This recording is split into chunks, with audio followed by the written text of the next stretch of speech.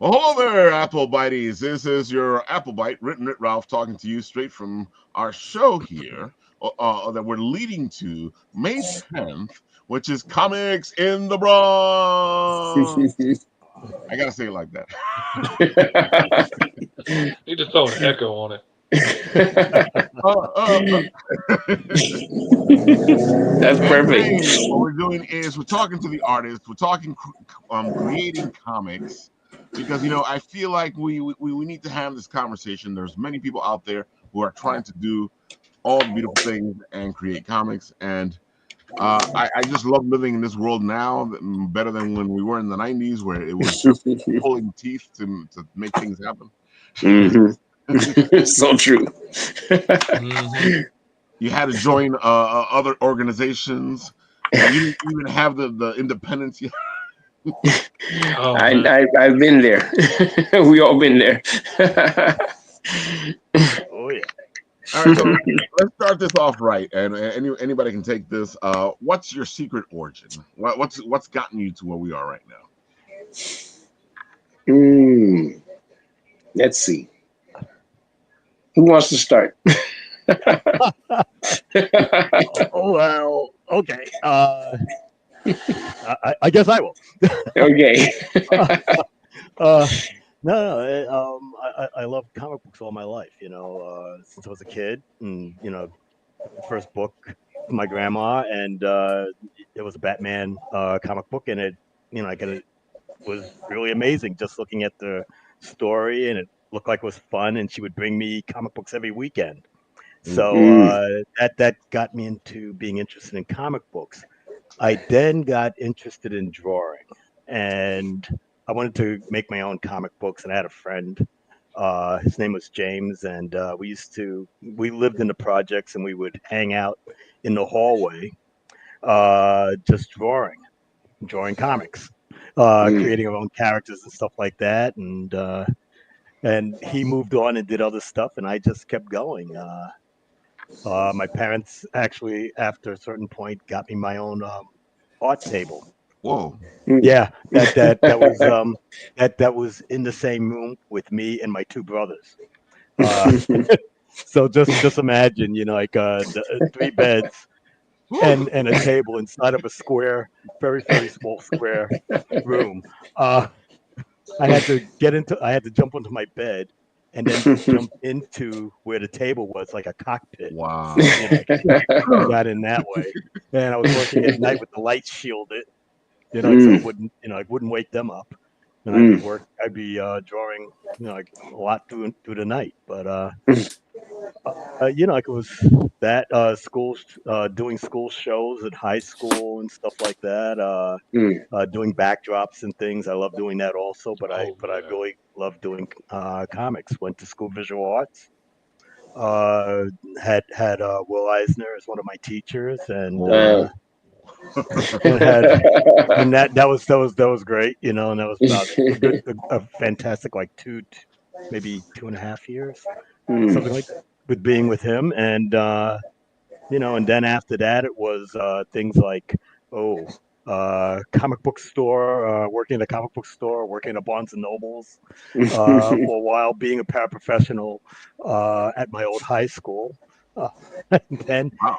getting a phone call because I met Don Perlin's son, Howard, mm. who went to South Shore High School, and he invited me over to his house.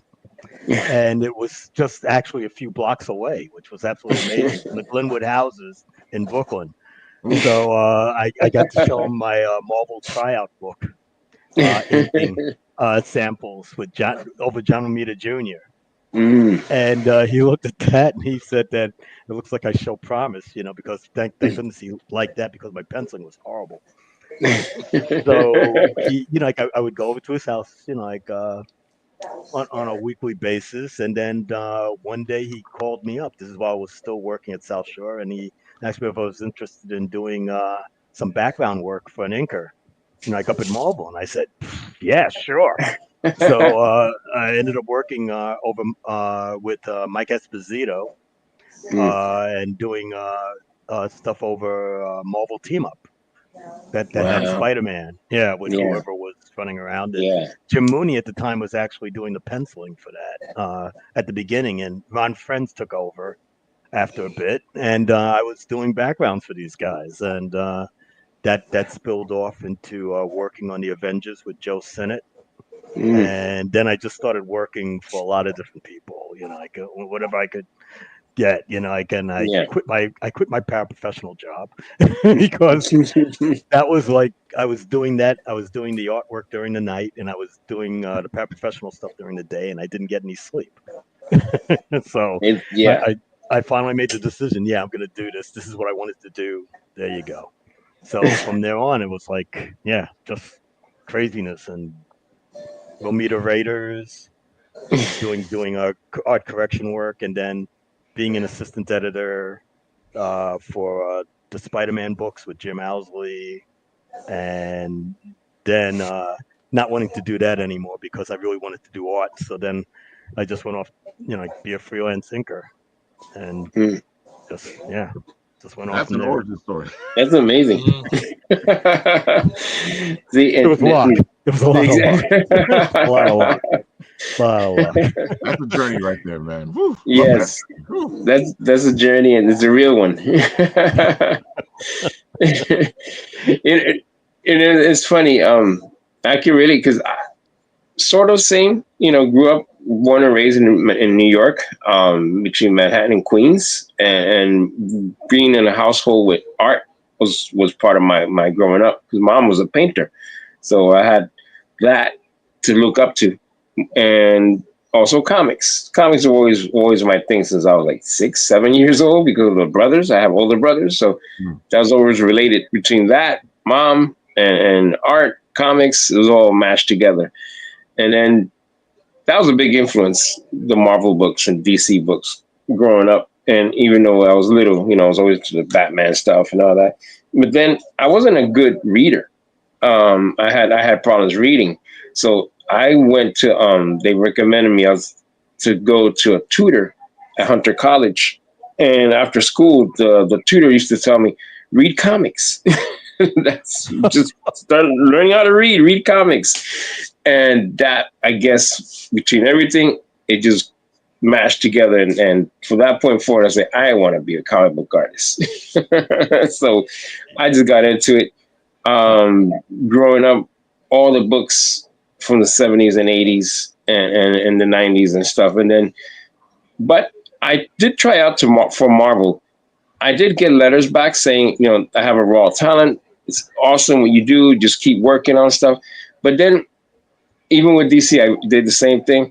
But then I just shifted towards being independent. I don't know. I just wanted to be always independent. And I went into the indie route with all my books with different companies I'd done. And it actually kind of paid off because a company I used to work with, Terminal Press out in Long Island, they were a rinky-dink company, but they had a lot of underground and music, well-known graffiti and music. That's another thing. I was always into graffiti. So doing comics for all these high-end graffiti artists like Scene and they had already been established and stuff. I started doing their comics because they already had product. So I started doing that. And because of these books, then I got nominated without me knowing for the Will Eisner Russ Manning Award. So I had to actually go to San Diego for the first time for the nomination and stuff. And I was blown away by that. I was like, I'm drawing funny animals and little pigs and rats and I'm getting nominated for this book. So it's okay, it's not superheroes. So that stayed with me to keep doing independent. And that company went under after a while because we started doing even more stuff with them. But then they branched out to other things, and I kept doing more urban style comic books for other companies that saw that other stuff I did over the years. And then I started doing music comic books for rock and roll bands. So right now I have 6 books on rock and roll biographies, which is pretty awesome. And it kind of relates because all my brothers and sisters are all musicians. So I'm also growing up with artwork and music. So drawing all these things actually worked out pretty well. And I'm pretty happy actually being indie. and I get to do my own books also, Curves and Bullets and stuff. So, you know, a lot of influence from Mad Max world type stuff and Judge Dredd and all those great artists like Bolin and Izquierda and even Garcia Lopez, all that stuff. So all these things merge into my world here, and I'm creating all these crazy outlandish stories with fast cars and all this and that. And then I'm doing more indie books. So I'm pretty happy, I gotta say. But it's a tough journey because, you know, it's real indie. You're not making money, but you know, it's an uphill road, but I don't mind. I like it. Great. It's funny, we were talking about that in the green room. You know, it's the idea and the ability that we can actually do this now. Because when we were trying to do this in the 90s, you had to like mortgage a house that you didn't have. Yes. And it's funny because I seen how it was. I used to literally live in Kinko's on Queens Boulevard.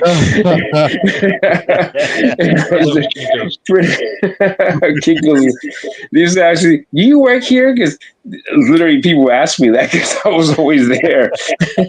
I did not have a badge, and I was literally friends with everyone there. I used to go in the back room and hang out and stuff. It was a second home. So I know that feeling, but then internet came and things changed.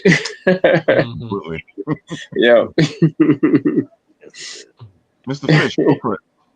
Oh man, we always had comic books around the house because my brother was like 8 years older than me, and it was an easy thing. Like if you were good at the doctor's office, like when we stopped to get the prescription filled, she'd grab one of those plastic bags that had like 4 or 5 issues of old comics in it for like $3. And I get that in McDonald's on the way home, and I was super excited. And didn't really think much more about it. And, you know, but eventually, like, I wanted to be a superhero when I was a kid. And then I realized real quickly there's no supervillains to fight. And then I saw it as a growth opportunity. And I said, well, there's no superheroes either. So I want to grow up to be a supervillain. So I started planning all this crap that I was going to build to take over the world. And then we saw the Goonies, and I saw the coat that Data had, and I was like, oh my God, I got to build one so I can take over the world. And my mom, the saint that she was, refused to take me to the junkyard to get, you know, material to build my suit unless I had a detailed set of plans. So I started drawing out the detailed set of plans, and then Inspector Gadget hits, and I'm like, oh crap, now I got to figure out how to put helicopter blades on my head and fly too. And so it kept getting bigger and bigger, and then it turned into an Iron Man suit, and then I'm trying to figure out how to make myself fly, and I'm designing all this crap. And eventually I came to 2 big realizations. One, I was never going to look good in spandex. And B, I was never going to nail the power issue, you know, without some magic arc reactor. I was never going to get the power down to something I could carry on this suit. So I figured at this point, it was just easier to start drawing comics because I already knew how to draw all the crap now because I was building my death machines up until now. And I was a natural storyteller at heart. I was really blessed to grow up around some really talented, crazy old storytellers that could turn like a trip to the freaking pharmacy into an epic tale. And, you know, so I learned storytelling really early on, and I loved it. And this was something that got to use all the parts of my brain, and I just loved it. And then, you know, in the 80s and stuff, like the Ninja Turtles are hitting, and I found the black and white comics before the cartoons, and that just blew my freaking mind. And like you said, with Judge Dredd and all this stuff, like black and white indie comics were where all the cool weird stuff happened. Exactly. Like, that's what I wanted to do. Like anytime I meet another artist growing up, like they wanted to draw Batman and Spider-Man and all that stuff, which is awesome. Like they're really cool. I love the characters. But there's a million people who want to draw Spider-Man. Like there's only one of us that wants to tell my stories. And so I would rather do that. And, you know, and the fact that I get to make my living now and pay the mortgage and feed my kids with money drawing indie comics that hardly anybody reads is freaking amazing. I still feel like I won the freaking lottery. So I'm super happy. Like 6 years ago, I spent like many years stuck in a wheelchair because I have a neurological disorder. And when I finally started doing a little better and I got out of the wheelchair and I could do a little work, I had to rebuild a freelance career from the ground up. Like, I've been working as an artist since junior high, drawing people's D&D characters. I worked in signs and T-shirts and did murals and made giant fiberglass polar bears and all kinds of different stuff. And you know, it's been a good living, but I had to restart from the ground up. Nobody wanted to hire the guy in a wheelchair that might not be able to drive to work next week or talk on the phone tomorrow. And so I ended up having to figure out something for myself. And by this point, you know, there's Facebook and there's internet and there's print on demand places.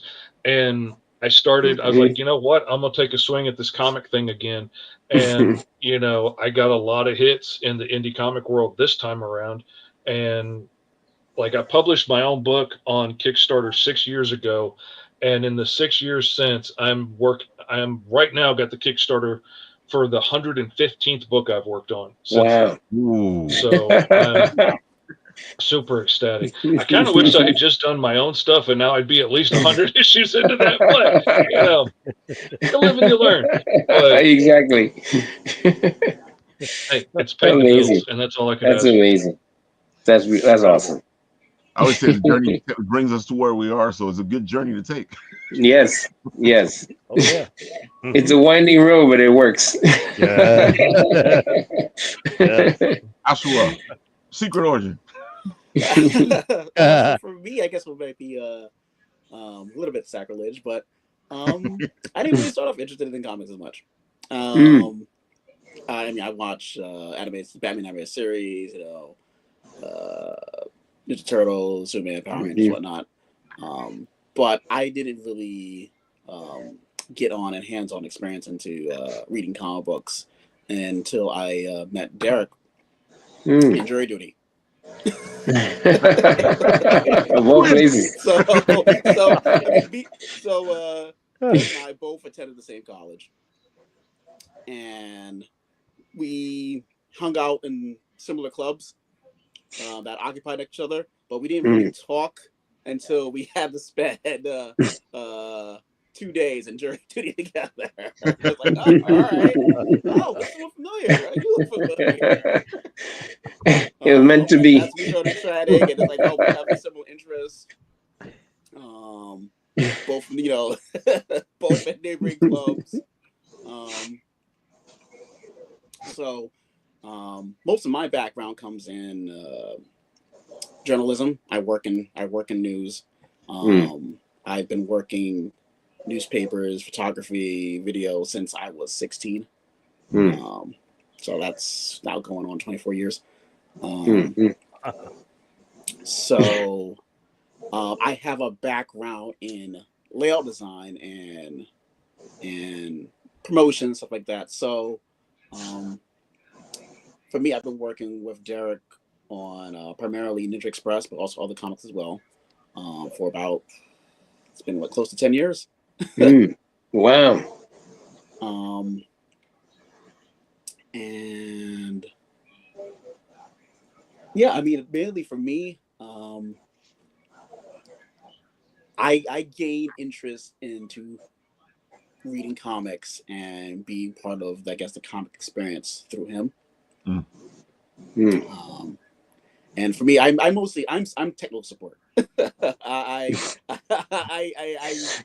know how to lay out pages, how to bring out what the graphic format is supposed to be, what applications best use to get lettering and printing done. So yeah, I'm technical support. I gotta say though, you know, you say it that way, but it's the team is important when it comes to making comics. Oh man. Oh yeah. Oh yeah. Without your letterers, without the guys who can figure out how to set up those pages, That's right. you know, if you don't, it becomes a much harder job to do without support. You know. Yeah.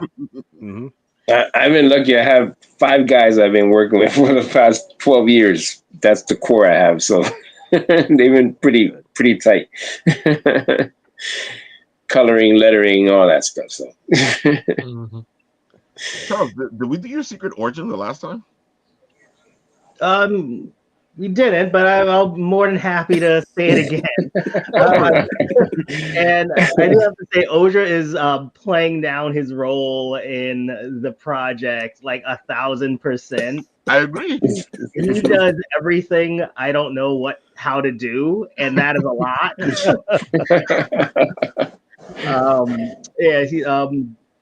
This event we have going on this weekend, he's taken the lead on a lot of aspects of it. So I'm very grateful to Osjua. We've been actually working together probably closer to 15 years. Well, we've been friends for like 17, 18 years. And it took 3 years after doing, first getting me started to Dungeons and Dragons. There you go. And then showing up late a lot of times. So yeah, you learned me about the ways of, not be tardy anymore. I'll apply a lot to my work. But yeah, Digital Express came out 2017, and when we started working on it in 2015. No, it's a way longer to come out. I think like it was 2014. Anyway, wow. we'll figure it out. We'll figure it out later. But so I got into comics. I actually was able to look it up. But my first comic was booked by my mom. It was actually Spectacular Spider-Man 192, and he was fighting some obscure villain I never heard of, and I still don't think I really heard much of, called Puma. I heard of that. I know Puma. Well, obscure, yes. Very obscure. Who knows? Maybe in like 2 years, he's gonna be like a leading character in the MCU. You never know. Well, looking going now, I completely agree. Very true. But after all it took was that for me to fall in love with comics. I've been reading comics pretty consistently ever since then. Up until maybe like the first 10 or 12 years of reading comics, it was like solely superhero stuff. But in recent years, I've discovered how big comics are, especially like there's slice of life, there's horror. I've been really into horror late, like Something is Killing the Children. I heard of that. Really good stuff. Yeah. I started, so I always loved comics and anime. I just didn't know I could actually create comics. But then I was sitting in my accounting class in college. I went to Lehman College, and I was like, "This sucks."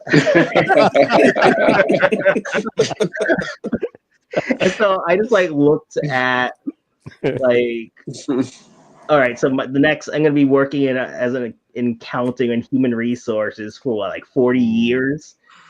Luckily, one of my class electives was also at Lehman College. It was called Teaching to Superman, and it was a graphic novel course. I was like, I didn't know it existed. Wow. So during that course, I got to read Astro City, Dark Knight Returns, Watchmen for the very first time. I was like, holy shit, this is really cool. I was the first one to curse in the episode. My apologies. But yeah, that kind of like reinvigorated my desire to not just read comics, but know how they work and dissect them.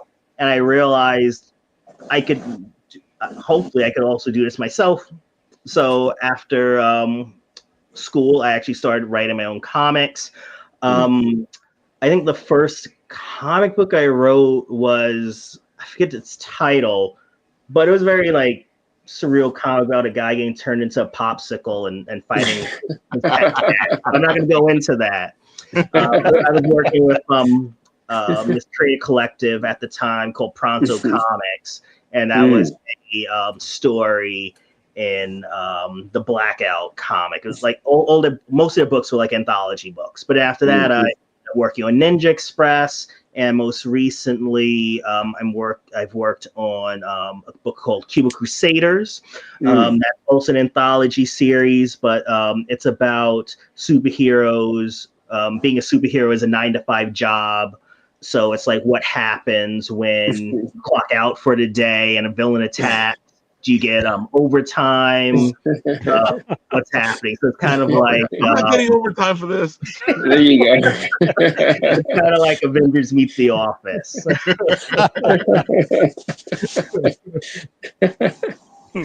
I like that.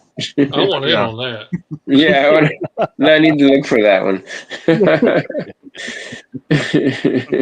Well, if you're in the Bronx on May 10th, come on down to I will. Bronx panel. I have Okay. we're gonna have copies of issue 1 of Cuba Crusaders there. Hey. You know, That's perfect. Things. I love The Office. and every time I think about superheroes who are working, it just gives me a giggle. There you go. The bills still need to be paid. Oh man, there's so many aspects too. Like the dude that just phones it in and does as little as possible. The guy who's taking it way too seriously and working way too hard. Yes. And like, oh man, that's ripe right there. There's all kinds of cool stories to tell in that one. I can definitely see that. Do I have to save him? Exactly. Or like, I didn't see the bridge get destroyed. Okay, I'm off the clock. See y'all. Somebody else. Exactly. On my lunch break. It's funny because one of the things that I always get questions with, especially when it comes to writing, is this weird concept of I have nothing to write about. And I look at people like, what are you talking about? and I always tell them the same thing. You think you have nothing to write about because you think whatever you think you're going to write about is boring or whatever you want to say it. But dude, there's so much you can just do. There is so many ways. So many ways. Man, your real life makes for the best parts of the story, even when you're telling it in a really weird, fantastical situation.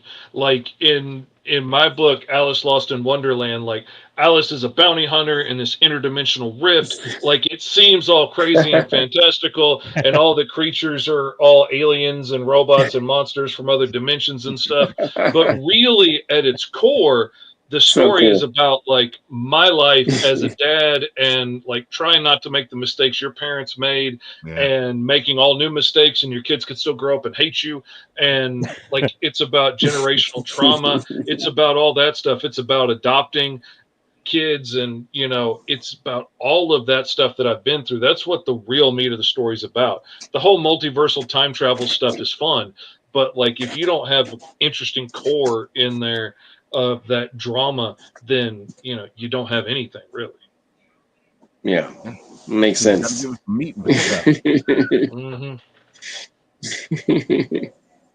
So cool. See, now I gotta pick up these books. I definitely gotta pick them up. Kickstarter's live now. Go to Comix.com. Go check it out. I'm definitely doing it. I gotta support. Oh man. I gotta say, like, I like talking to the Pronto guys, you know, because we end up having a lot of them here. It's like I've gathered them all together. But I like Pronto because Pronto was doing what we're doing now before everybody else was doing it. Pronto was like Kickstarter before Kickstarter happened. Wow. And then Charles, I hear that you guys are maybe getting Pronto back together again. Nice. Well, they're having a meetup on May 10th for a lot of the Pronto vets. Don't know if I'm gonna make it because I'm gonna be over at Bronx Community College that day. But I've been chatting. Obviously, I'm still in touch with a lot of the people there, and it seems like we're gonna be trying to work on a project. I don't know how public it is yet, so I won't say anything more than that. That's good. There's hope. And I mention all this stuff because, you know, you people out there, you want to do comics, you want to create comics, you want to do your own thing. You are in an era where you can actually do it. And of course, it's going to take hard work, and definitely it's going to take money. But it's so much easier to do it now, and it costs so much less to do it now than it ever had. You know, so if you guys are looking to do this, don't stop yourself from doing it because you don't think you can. Yep. There's other reasons you can look at, but no, right now is the time to do it, folks. Yep, it's so true. It's 100%. Yeah, 100. I always say the people who do this a lot of people who do this professionally aren't very good at it. So that's not being good at it doesn't make doesn't stop you from doing it. Absolutely does not. So true. So true. It has never been easier to make a book. Anybody can do it. On the flip side, anybody can do it, and they do. Yep. So they're not all good, and you got to stand out among all of that. But trust me, I've lived through all the eras so far, and it has never been easier to do it than it is right now. Like, you can work with people around the globe. You're not stuck with the people that you just happen to work with, or you just happen to end up in jury duty with. Like, you can meet people around the world that dig the same stuff you do and want to do this. Like, my flatter lives in the Philippines, and I absolutely love it because I get done with pages at the end of the day. I send them to her. I go to bed. She works all day, sends them to me. I wake up. I have colored pages to work with. I freaking love it. We couldn't do that back in the day. Like, it's so easy now. Take advantage of it and do it.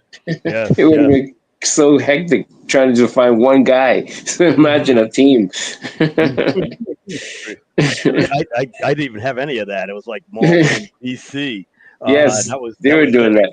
And to think to, I go up there and, and show you stuff and maybe hope that there's a possibility that they might say yes or we'll think about it or something like that. And I did it a bunch of times before it finally happened, so it's like it's amazing off. Everything that's out there now, like that you can go and create your own books like that. It's incredible. I love that.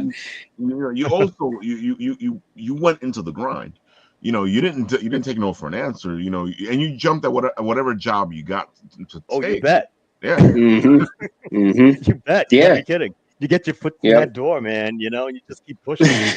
I love that. And it's funny. When they think comics, they have this like narrow definition of things. But dude, you guys can jump into comics on so many levels. You can start helping other people with their comic books. Yeah, getting paid for that as well. You can be an inker, a letterer, an editor. There's so much you can do to jump into comics and get your feet wet. And the more you do, the better it is for you. Yep. Oh my Thank God, you. we need Editors, yes. We need lots of good editors out there and letterers. For the love of God, learn how to letter and do it good. You will work for the rest of your life. Yeah. And I know people out there going, letterers, dude. That's an art form. Is that you don't realize that they're there, but that's a good one. If you don't realize there was a letter one in that book, that is a top-notch letterer that did an amazing job. I remember watching the movie, not flipping through pages reading a book. That's a good letterer. There you go. Just looking at the artwork. Wow. It's so true, though. It's so true. I fell into lettering working on the Phantom. And the person who was littering it at the time, he died. And about a year and a half into when I was doing it, and I said, well, I could try it, and I'm not a letterer like Rick Parker, and stuff like that. I mean, I used Illustrator. Exactly. And placed my balloons and I did the lettering and stuff like that. I would cut it out, it would be on sticky paper, and I would put it onto the artwork like that, base stuff, mechanics, things like that. Yeah. But and I did that for like about a good 8 years. Wow. Of working on the Phantom, besides doing the inking for that. So no, I really do. My hat's off to letterers, the ones that can actually, use a pen and do that And the incredible, ruler and the whole thing beautiful, is crazy. It's over so and true. over and over again. Beautiful stuff. A whole book. Yes, a whole book continuously for a year, 12 years. And it's then they're not just doing 12 books, okay? Exactly. They're doing tons of books Yep. every year. Every year. Every year. It's amazing. You're right. Hats off. Hats off to the letterers. Letterers, colorists, all of them. It's the core. Without them, no We book. have a man right there. And inking is an art, folks. There are a lot of people out there going, "Oh, they're just whatever." No, inking is an art. Oh, inking don't do that. Either make or break your project. Mhm. I had a book early on. An art, and the inker will fix it. Yes. My book looked completely different for what I gave. I hate to say it, but it was. But it is what it is. But you're right. The inking is vital. It's the final thing you see. Yeah. That's what you see. We erase Yeah. the pencils. Yeah. And The poor pencils. Yeah, they're gone, man. They're totally gone. Hope you had a Xerox of it. That's the way it was back then, Hope you had a Xerox. Yep. Kinkos. Those blue lines. At Marvel, we would go crazy when somebody would have their pencils there. And we'd go, can we make copies of that? Because we want to ink that stuff. We want to try and figure out a way of inking it and how we would do our style on it and stuff. It was crazy up there on the days when artists would come up and have their pencils there. Yeah, that's awesome. We'd be at the Xerox machine a lot. Yep. Oh yeah. Taking home. That's perfect. I like that. Yes, a lot of original artwork. You bring up a good point, Keith. It's what I was just saying. Is like you guys, you got to keep practicing. You got to keep moving forward. Yeah.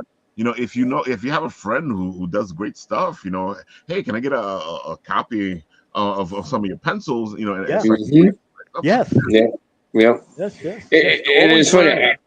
Yeah. And I got to give a shout out to Alex Moya, who's the inker for the Rock and Roll biographies. He matches my pencil lines to the T. Like I can't complain ever. It's like everything's like on point. So there are inkers out there that are amazing. So and he's a good artist on his own anyway. So it's automatic. There you go. Yeah. You gotta know what you're drawing. Yes. It's like I was not a great artist, like a penciler, but I knew what had to be changed if it had to. Yeah. Well, and sometimes you can't see it in your own work. And that's the thing that surprises me now, even when I'll buy a book from Marvel or DC and realize people's eyes are like this. And I'm like, how did he not see that? But you can't really see your own screw ups that well. But you could see my screw ups really well. That's half of what I did when I ink other people's books, is just like even up the eyes, put the ears in the right place. Yeah. The little things. Yeah. Just like, that head's a little skewed because you had your drawing table tilted a little bit too far while you were drawing it. That happens. Yeah. So true. Yeah. Yep. It's so true. Or the feet are too big. I get just like exactly. Lay down and then suddenly, It's so true.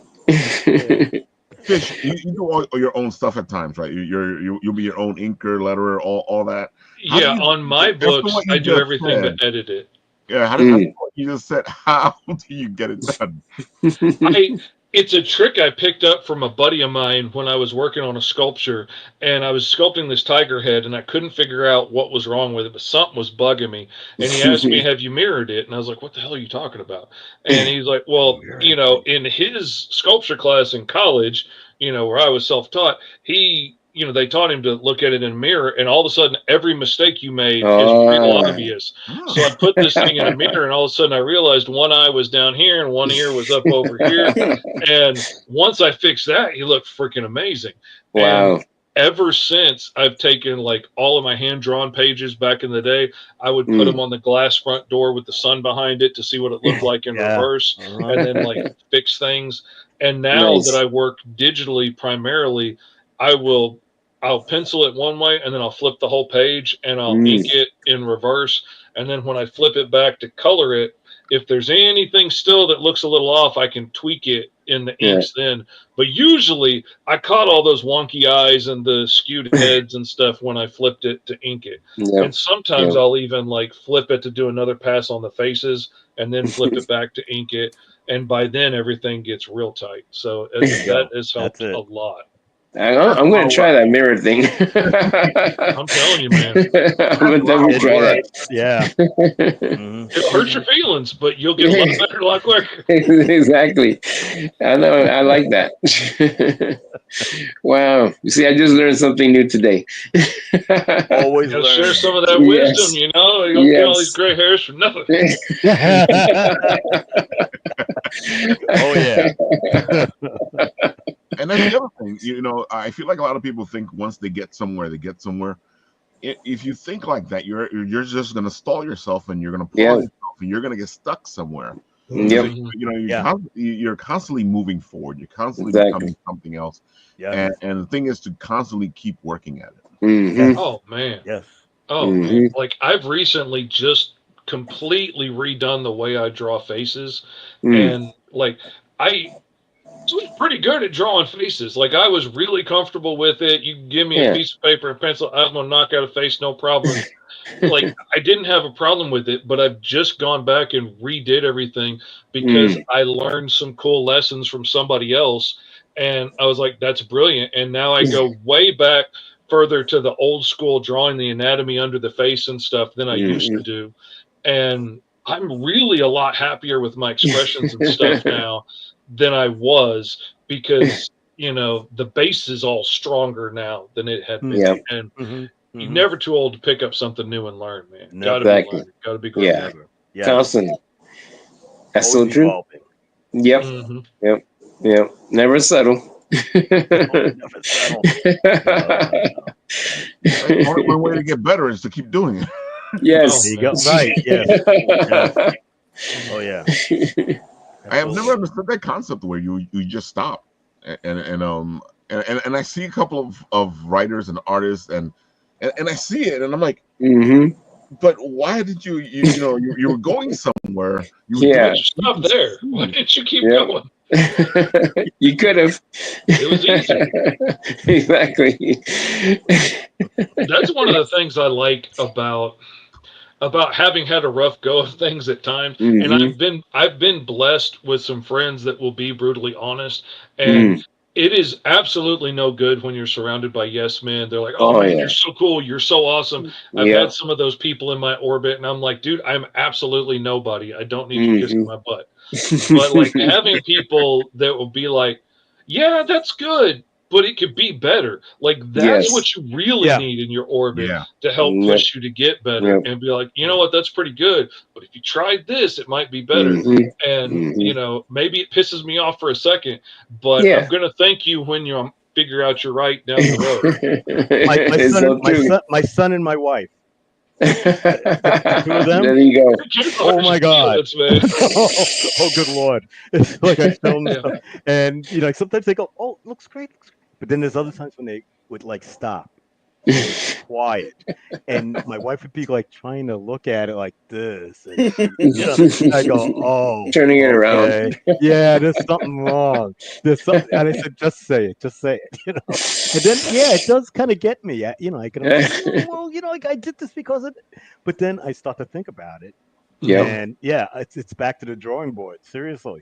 And I'm trying to fix it. The only thing that bothers me sometimes is when I would draw like a character like the Flash, and I would have, you know, like one leg, you know, in perspective, you know, that you know, like deep perspective where you just see the forward part of the leg, but you know, like everything else is gone.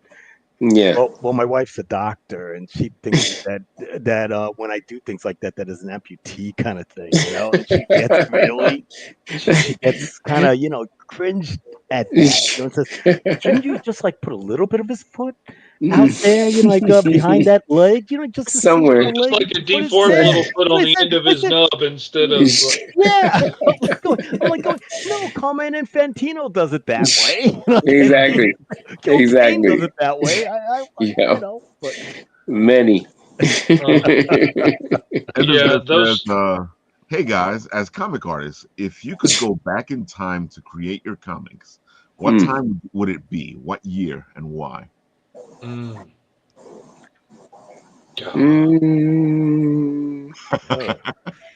I know what I want to That's- say, but I wouldn't do it.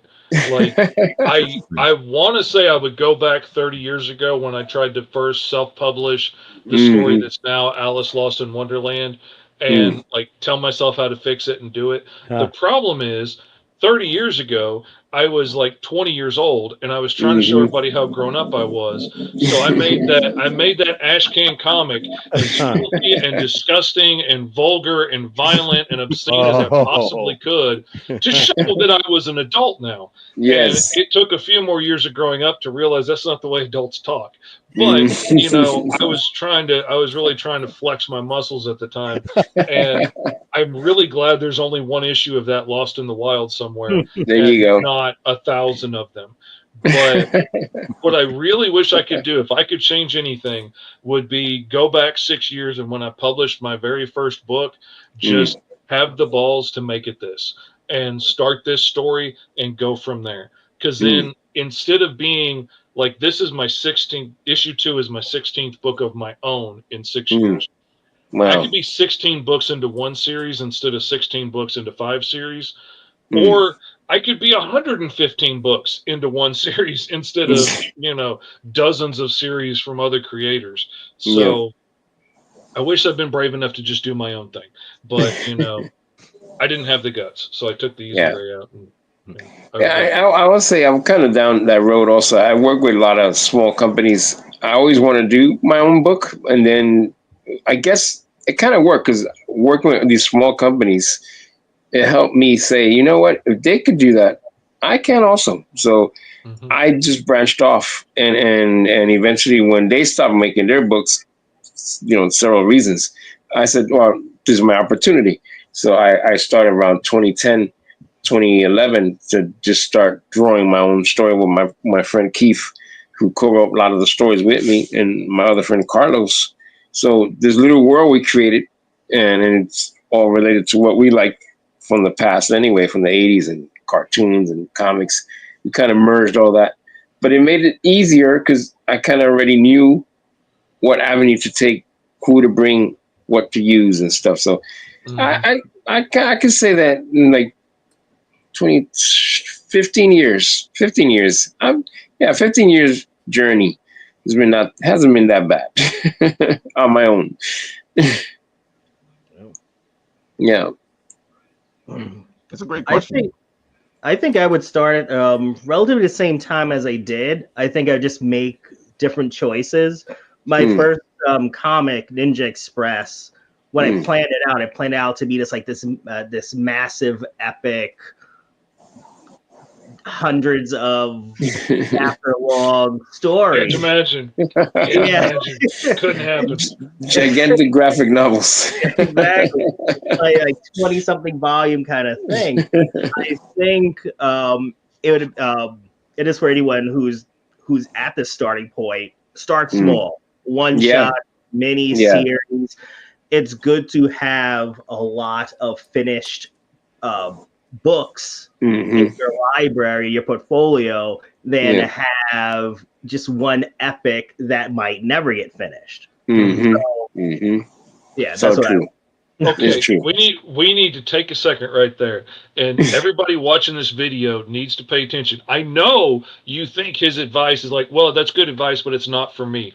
It is absolutely for you. It is aimed directly at you. You are not special. You don't need to start on your magnum opus first. You need to tell one story and tell it well, tell it completely. Do some small things that are easy to finish and easy to complete. They could be stepping stones to greatness someday that's okay, but just tell one thing. Like tell a full issue 100%. series if you absolutely have to. But this is absolutely advice you need to take. Quit arguing with yourself. He's right. Freaking do that, and don't try and do your 100-piece epic masterpiece. He's on point. God, don't make me come through this screen. Grab him by the collar. What Story Slow also does, though, as well, is it helps you determine who's reliable. Yes. Setting up your team. Who is the person that's going to, all right, I can trust this person to go on the next project. This person, not so much. Yep. Eventually, they start weeding out. Add a lot of different artists. This person talks a good game. This person actually does it. This person gets the work done. This person might be really talented, but bring a lot of drama and hassle with it. Yes. You know, who are the people I want to work with? That's brilliant. Yep. It's so true. And I thought brings up a good point because, like we were saying earlier, you if you're gonna have a team, make sure this team is the team you need. Yep. Exactly. and these relationships are important because they can either sink your ship or make your ship rise. So true. Yeah, absolutely. And trying that on a smaller scale is so much easier than you know, announcing to the world that we're doing this 10-part, you know, series and then realize that everybody on that team is going to drop off halfway through the first issue. Like, you know, announcing we're doing a 4-page short story in an anthology is a whole lot easier thing to pull off and see how it goes. Yeah. And the short stuff isn't as easy as you think it is. Telling a shorter story is not an easy thing. It makes you think. You have to get creative. You have to figure it out. I gotta say, Keith, you've been doing the short comics with in a comic, right? Oh yeah. Holy cow. Comic strips, they're nightmares. Holy comic cow. strips. Yeah, oh, man. I had a character. Oh, here. Well, there you go. Wait a minute. There you go. There you go. That There it right is. there. That character. That thing is driving me crazy. It is. I tell you, I've worked on a comic strip for 10 years. I've worked on the past for 10 years, and it's like trying to, you know, like make sure that you can hold a person's attention in a very short amount of time. And with this, it's like it's sort of like a monthly, maybe bi-monthly kind of thing. You know, you got to really make sure that person's going to be interested to say, okay, I'm going to go and buy the next one. Or they're going to come back in 2 months and remember where we were. Because you only got like one panel maybe to catch up. And just about. And, you know, like there's only so much you can write in the caption thing, you know, to say, well, this is what happened before, you know, you can't. That's another thing. Sometimes it doesn't work. You just got to kind of keep going, you know. That's so. I'm like I said, you're always learning, and I'm learning with this it's right now. True. This is my 7th one. This is for a kid in a comic, which is a really cool thing that's being done, and it besides being sold at shows and things like that, it's going to hospitals with kids. Oh wow! You know, I got donated to those places, and it's a really cool project. And I think that's the thing that's keeping me doing it. There's a purpose. It's the fun of getting to do like a Sunday strip kind of thing too, because that's what I loved about being in the first few issues of it. Was like it's like getting to do that Sunday paper strip that you always dreamed of as a kid. Yes, but that is a lot harder format than having, you know, even 4 or 8 pages to work in, or 22 or 20. Like by that point, 20 pages is like having a movie. Like that's boy, you got to make them feel something in a TikTok video, and you know, give them emotion and make them cry.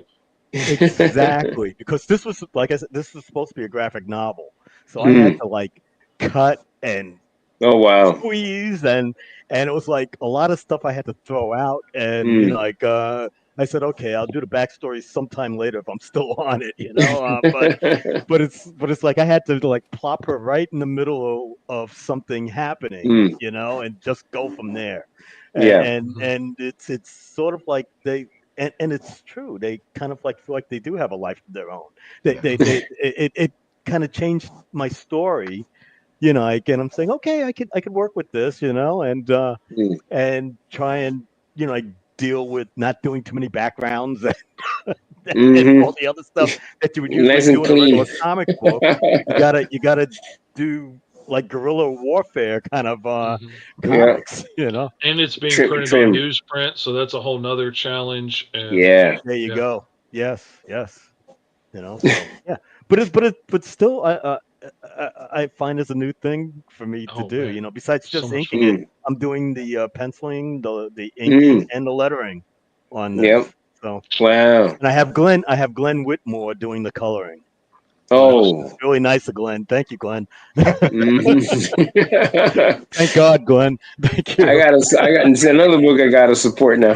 That's 3 already. Folks, the comics are fantastic. If you want to get your kids into comics, it's one of the Yes. best things to use because it's that old classic Sunday morning Yeah. feel. You know, Yes. It's fun, and you know there's how coloring pages and puzzles and things, and Yes. it's so much fun. Yes, it's great. Yeah. And for me, that my backstory was because of that. Going, easy reading and with Marvel and stuff. That catapult me into the comics because of that. So it's like it's part of it. You need that. Rolo, All the stuff that was in there, the Terry and the project- Pirates, Dick Tracy, all that stuff. Oh, those, yeah. I love those. I still want my Dick Tracy watch, man. Especially Dick Tracy. Yes, it's the watch. I want my watch. Apple, you Yes. guys can make a Dick Tracy special edition watch. Apple should do it. Apple should do it. They should do it. I was They gonna say, should. there should be like a cap you could put over it or something. Oh, that's right. Make it Yes. work. Like, there's got to Yeah. be Every someone printer making comes it. along. Oh, That's absolutely. That would be so awesome. I'd love I remember. that, man. I remember growing up.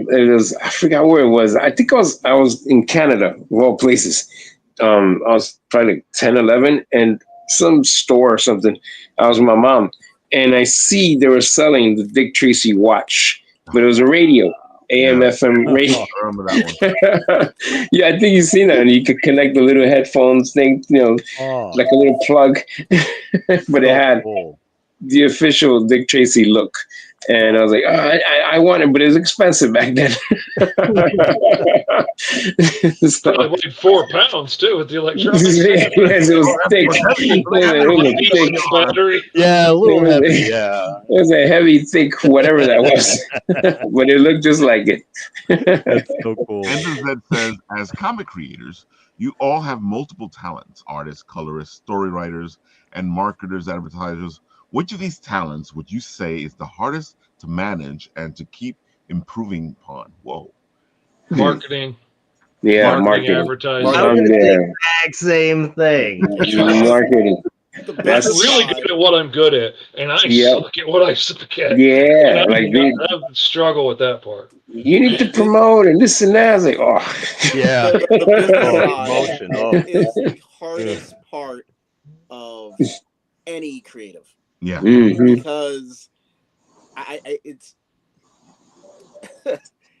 marketing business is, I guess, an antithesis to the love of creating. Making things because you are trying to express yourself and communicate with other people. Mm-hmm. That in itself is like, free expression. Yeah. Literally financial freedom, Yeah. So true. And now you're like, all right, now I have to make money out of this so I can eat and have a house or all that stuff. Yes.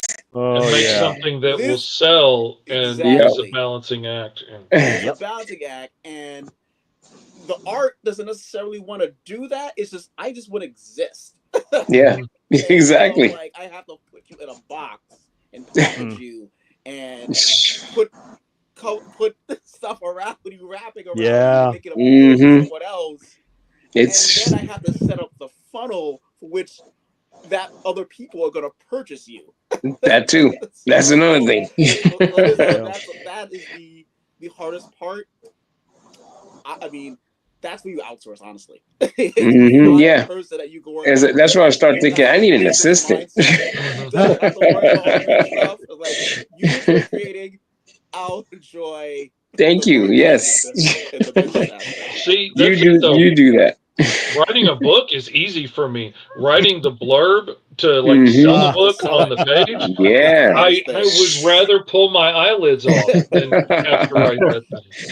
And And just to underline this, folks, I refuse to go into the whole trying to get published, trying to market. I just want to keep writing. I don't want to do any of that stuff. Yeah. The only It's like, reason I got forget it. published finally was because somebody else did it. Somebody else took care of all that. Somebody else. Exactly. Somebody Comics, stole it out of they your took care pile of and that. published it without your permission. And I also think comic creating, it attracts kind of like the introverted, antisocial individual. So now people are like, I just want to sit in my room and write and draw. Yes. Wait, I have to go sit in Artist Alley and try to sell something to someone. I learned the hard way. They got to be open with everybody. I was like, okay, I need to do this. I was like, I can't sit down and just look at people. No, 100 is really tough. Like when I'm walking through Artist Alley, I always try to buy like an indie book, but I'm a lot less likely to buy a book from someone or like a pen up or art from someone when their head's down. Yes, doing exactly. Exactly. Like, can you like tell me about your book? And it's like, read the back. See, you can't do, I can't be like that. I can't. I gotta be able to say hi, you know. Yes. Even if I am working, I look up every once in a while. I always look up. And, See, and if you gotta talk, you talk, you know, because that's part of it. Yep. It's funny. I learned it because I had to, but also I used to see other guys in other booths next to me at Comic-Con and stuff. Some were just guys just with their arms crossed looking down. And I was like, whoa, I can't. Buy books from dudes and be like, you know, hey, how much is this? And they won't look up from their phone. And eventually, like, I'm not just going to take it. So I'll leave it and walk away. Like, I wanted to buy your book. Thank you. If you won't sell it to me, I'm out of luck. You know, and I feel bad. I was like, I know they put work into it, but, you know, engage. Every time I ask that question, it's 100% of the time, I would think that being in social media age would make no. I don't want to do social media. I don't want to do social media. For a hot minute, every social media platform works for a minute until they start selling advertising and they run out of room there, and then they start charging you to advertise your stuff. Then it's over. Like I made a page for my art and it blew up to like 5,000 followers, and if I made a post, I knew at least over 4,000 of them would see it. Sometimes 100,000 people would see it. Now 20 people see it because I'm not paying to advertise it. TikTok did really good for a hot minute, and now everyone's like, hey, you want to pay to promote this video? We'll show it to people. No, I don't. Screw you. It's bad. Like the first thing that pops up, $5. We'll promote. I think it's funny though, because when you're paying, you're not really paying to for the rest of the world to see it. I feel like you're paying to your own people who are on your own list can see the people that came and said they want to see my stuff. They click follow. You're paying to let them see it, and then it's not all of them. Exactly. Thank you. So mind-boggling. I've been studying it a lot more because this is I guess I'm trying to enter that field now. I'm trying to enter business brain mode because I have both the project I work for Derek as well as my own projects of my own family, maybe board games and whatnot. And so it's social media does make things more accessible for the opportunity for people to view your work. But you don't control that vehicle. No. And then you have to work out, as you were saying before, the algorithm, they change it up constantly. They eventually charge you. And you still have to be, to a certain extent, less introverted.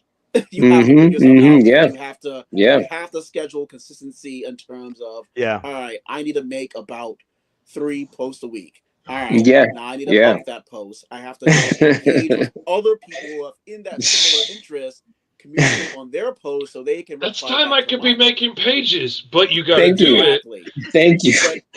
But this is where again. Well, Yes. you have to outsource this to someone else. My friend actually does that now. He outsources it. Creating a team. Teamwork. It's corny and lame, but teamwork makes the dream work. Thank you. Exactly. It's true though. It is actually true. To make this project of your art project or any project, Yeah. make it into a business and make it into something that you want to sell. You have to start identifying. All right, this friend or this person I know knows how to do this. How can I encourage them to be a part of this project? All right, Yep. I want to hire somebody because you're gonna have some point have to hire somebody. Yeah, it's so true. It got to the point you have to. We need more people with those skill sets, though. Like everybody's like, "Oh, I wish I could get into comics, but I'm not an artist or I'm not a writer." If you understand marketing, we all freaking need you. Exactly. If you can handle organization or welcome to the team. I paid for a freaking con last year that I missed because I forgot that I paid for it like 8 months later when the con came, and I totally missed the damn thing. If I had somebody in my life that was better organized, that can keep up with stuff for me, that would be great. Because I'm a really good artist. I'm a really crappy juggler, and I'm trying to do all of this stuff by myself. Thank you. And it's hard. We need more people with those skill sets. So join in. Your comic friends absolutely want the help. I'll give you all the credits. Agree. I will. Man. And that says, great show. I appreciate all you creators. Keep inspired. Thank you. Thank you. Thank you. See you later. Bye-bye. Folks, well, again, this field is open to so many people helping it out, and you can help your friends who are creating comics because you are better at marketing. Dude, you know how much help right now half the people who are creating comics need with marketing? That's a job in itself. Painters, colorists, letterers, like they're all important. Freaking marketers are important. We need that. People that has to be part of it now. Important. Editors. People that can just keep a publishing house organized and keep books coming out regularly and things getting ordered on time. Really hard to find in the indie comics world. Like powerful people to have on your side, man. Yeah. Jump in. We need the help. We'll take it. Yes. 100%. Even with what Fish was saying, like if you had some guy who was coming in being an assistant, you know how much that would help out. Oh my God. And it does. I say I work with these guys going back 12 years. It was Elite Goods, this company out in Long Island and stuff. And they had this is early mid 2000 something, like 2015, 2010. Internet was like teen. It was a teen. But they had people that were interns. They were hired just for that. To put on social media, all their stuff. And they actually worked. Because to this day, you see a lot of their stuff still out there because of the interns putting it out there. So even though a lot of the products don't exist anymore, but the images are still online. So it's true. You do need someone to keep putting it out there. Like it's like you're throwing it out into the universe. Yeah. So it's like, how are you guys? I'm writing my memoir. See, we're all working, folks. We're all doing this. We're all being creative. Come on. Yeah. Man. We're at the hour mark.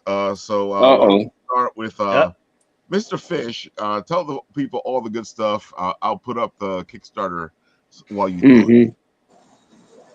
All righty. My Kickstarter that just went live this morning is Alice Lost in Wonderland 1 through 2. Nice. It is an amazing story I've been working on for 30 years. Alice is a bounty hunter in this interdimensional rift called Wonderland. The white rabbit is the guy on the sign there. He picked her up, tried to save her from getting killed when she was a kid. He has a sword that lets him travel through dimensions. By the time they ran away from the bad guys and he saved the day, he couldn't figure out how to get her back home again. So he did his best to try and raise her himself. it didn't work out so great. Now she kind of hates him. And so now she has the broken half of his sword she got somehow, and the Tin Man as her guardian. And she makes her living as a bounty hunter, and she gets bound by a blood contract to have to hunt down her adopted dad and deliver him to the Queen of Hearts, who is sworn to kill her and Big Ten on sight. So, Wow. lots of exciting challenges and stuff. Oh wow. All kinds of public domain characters crashing in together. Like the guy in the picture above was the cobbler, and his elves are all these little spider hand finger things that do all of his bidding and create whatever he needs, and he will wager you for anything. He brokers deals between people, and he binds her to this contract to bounty hunt, her adopted So awesome. dad. And it is such a fun story. It's so awesome. I go love that. over the top on everything. Like, why did I decide to make one of the main characters a digital head with 1 billion pixels that, by the way, have to all be in like circular perspective in a column, because I can't just leave stuff alone. I can't leave good enough is good enough. So yeah, everything is over the top. It's an awesome story. Lots of time travel, lots of multiversal nonsense, lots of like the Cheshire Cat is this interdimensional yokai. There are time traveling cultists that want to hunt them down because people with this white hair are untethered in time, so they can change the timeline and not get destroyed by the paradoxes. They just see everything change. Wow. And so the time cult's trying to find one of them so that they can figure out how that works and, change time the way they want it. He's trying to raise Alice the best he can on the run from 1 million different monsters and gangsters and things, and end up eating Caterpillar in the mushroom forest and getting high and like all kinds of craziness. But really at its core, it's stories from my life, and like this little bit right here on these pages where she comes at him with a sword and he disarms her, and like he's training her to fight. Even then, that's exactly what I did with my kids growing up. Like I taught them how to disarm each other and things like that. That's just what we do. That's awesome. We unlocked a really neat physical milestone bonus that you get with the pre-launch campaign. We almost got to 100 pre-launch followers, but we unlocked a button magnet like this one. This is the wrong character. This is for another book I'm working on, but they're really handy little magnets. I love them. I've had one on my fridge forever now, holding up my grandkid's picture. So everybody will get an Alice button magnet with all the physical rewards. And then we've got milestone rewards and stuff. They're going to get unlocked, stretch goals and things to see. So cool. The milestone rewards everybody will get in their package, in their physical packages, and then the stretch goals will be add-ons. And we've got D&D minis of Alice and Big Ten that I got made, and they came out really cool. You'll have to forgive my paint job because I haven't painted minis in a long time, but they came out really cool looking. Wow. Really cool figures. Wow. And there's even some little like secret details in there from the story that came out really awesome. We've also got these acrylic figures that are double-sided. Oh, wow. You got to be able to see all that cake on the back. We've got to see But there's a new acrylic figure getting released this time of Rabbit and Alice when she's young. All kinds of awesome swag. The book is really awesome. My son, who grew up listening to these stories his whole life, got to help color the first issue, which is freaking awesome. So cool. It's just been amazing. This is the reason I got into comics, was to tell this story. Like I said, I wish I had just been brave enough to jump in and tell this one instead. But, everything I've done, the whole 115 books I've worked on, was to get this story out there. So I'm super excited to just be focusing on it now. And you can go check it out. Go MrFish.com. It looks awesome. Right there. I'm definitely want to see this. I love that. I love the fairy tales. I should know. I got the first issue. Oh, there you go. You see, lucky you. I'm going to put that thing in the comment section there so you guys can go check it out right now. Perfect. All right, Mr. Keith Williams. Tell the people all the good stuff. Where you going? Where you are? What you're doing? Go for it. Well, this weekend I'm going to be in Phillipsburg Comic Con. There's going to be a Mm. whole lot of creators there, which is going to be really cool. And hopefully, I should have it on Instagram next tomorrow morning. Speaking of social media, I'm always Exactly. slow with this stuff. It's Yes. terrible. Yes. Oh my gosh, but it will be on there. And and I'll be at places like Terrificon and Heroes Con, Dragon Con, Yeah. bunch of different really cool shows. Some that I have never been at before, and Mm. can't wait to be there. I gotta say, a good picture with DMC. Yes. He is amazing. I gotta say, my gosh, the man he does rap and he does comic books and Mhm. and cookies. He does cookies. Oh, that's right. DMC Oh, hey. cookies. I forgot about that. I My saw wife said that. are really good. So I'm glad I Yeah. wasn't at a booth next to him. That was DMC cookies. I forgot. oh yeah. Better believe it. Talk about a Jeez. guy who could do everything. Mhm. Oh, there's one of my things. Yeah. My Oh, schedule there it schedule. is. Good grief. Wow. Yeah, but that's some of the stuff that I do. I get the show at the shows Mm. that I go to. So yeah, it seems like right now I got like a show almost every weekend. Yeah. It probably slows down somewhere around October. Maybe. Mhm. I don't know. Maybe CradleCon 2 weeks from now. I'm gonna That's be right, Okay. TreadleCon. There you go. CradleCon, gonna be yes. there. Yes, Yeah. yes. Wow. There's another one that I'll be at. Oh my god. Yeah, I gotta Back look to at my back. phone. That's the thing that keeps me on track. I go up on Zoom, because like sometimes I go, really? I'm gonna be here this weekend? There's Two Rivers Con also. That's gonna be in St. Oh. Louis. That happened Wow. once. I told Keith, you're gonna be at this convention, and he goes, "Yeah." right. Oh, really? Oh, gee, okay. Well, guys, okay, yeah. There you go. That's Definitely, too yeah. funny. Yeah. Oh, and BrooklynCon. BrooklynCon's coming up too. That's Oh, that's right. Brooklyn Con. yeah. Mhm. Oh, so you're gonna be at the Brooklyn? Oh, wow, Mhm. you're gonna be busy. Yeah. I may be doing that one too, so I'll probably see you there. Yeah, see you there. Yeah. I'm out of my mind. I'm just doing all these shows. But no, they're great. I do have fun at them. So Yeah, All right, so Rolo, good. do it. Well, let's see. New book, newsstands, Suicidal Tendencies, the band, and Infectious Grooves. So their biographies. I got to illustrate with Victor Moya inking. He's an amazing inker.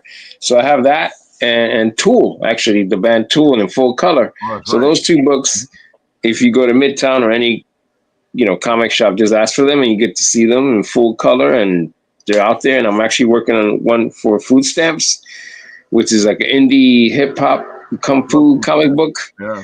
So I'm doing that one now, and then having my own Curves and Bullets story and a surprise book that I don't want to say what it is yet, but I'm working on it with my friend Keith McCleary, who writes most of the stories with me. So we're gonna have this ready, I would say, by the summer. So that's something I'm gonna premiere for the fall. It's something it's in the public domain. So I figured, hey, let's run with this. So I figured I'll make my own version of it. And it's pretty fun. It's a fun book. It's gonna be fun. So that's in the horizon, and doing Brooklyn Con, art shows. Actually doing a lot of small art shows. I'll be doing more of those more than cons this summer. So I'm doing one in Create Hub up in the Bronx on May 24th, I think, or something like that. I'll keep you posted. But that's gonna be the next show, the art show, and another one probably in July. Another art show, like an art gallery, where they're combining comics and graffiti and stuff. So, yeah, and of course, Comic-Con, New York. There you go. So, yeah, that's That's the goal. That's the busy man. The man who's always busy. And especially now, because I used to do a lot of storyboarding and advertising, but that changed. So I figured more focus more towards comics again. So I'm pretty happy with that. And I gotta say, your style it goes all over the place. Just like I'll agree with you. I feel like I picked you on purpose for this. Rolo, you have that little book that you've been working on with with Mimi. Mm-hmm. The kids book. It's if you just saw that art we just showed you, you should see this book. I try to keep it variety because I could definitely do. I've done many children's books, but then they see sometimes they like. Sometimes I even wonder like, have they seen my curves and bullets? And I'm doing kids books. So sometimes I wonder about that. But then I get letters from people say, "Oh, I love your other books." So I guess it works in both ways. I get the adults and the teens and the little kids to all like what I do. So pretty happy. That's the way you gotta be, folks. So just like we were saying earlier, you gotta keep it universal. Universal. All right, guys. Osjua and DM, you guys can both go because you got something to share that's similar. All right. Well, I'll start it off this Saturday, May 10th at Bronx Community College from 1 to 3. Comics in the Bronx is going to be having a panel. It will be our dear friend Ralph will be moderating the panel. Nice. It will be myself and other creators talking about experience writing and creating comics, what it's like creating comics in the New York area. That's the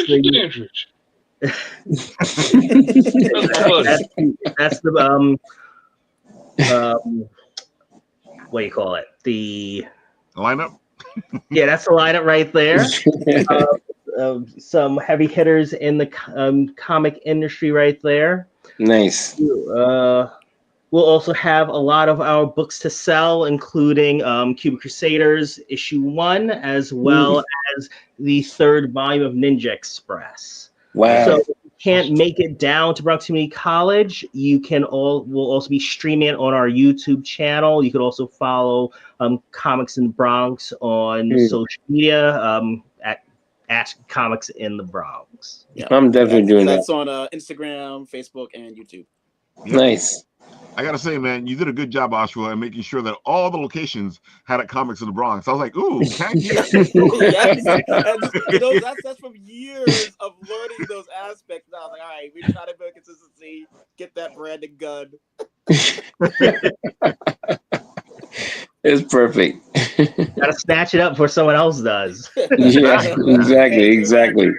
Especially in this creation field, because once you do something, somebody else goes in a heartbeat. So good. This was fun. I love this. Are we doing this again? Because I actually like this. Well, folks, if you want me to keep doing this, let me know. Yes. I'll set up more lineups, get some more artists, get some more writers, get some more publishers, and you guys can all enjoy Comics in the Bronx as we talk about comics. I'm going to stick Instagram, which is what I have here, of Comics in the Bronx into the comment section, so you guys can go check that out. I will also stick Rolo's page as well as Keith Williams' page, so you guys can go check both of them out. Because the best place to see both of these guys is actually on Instagram.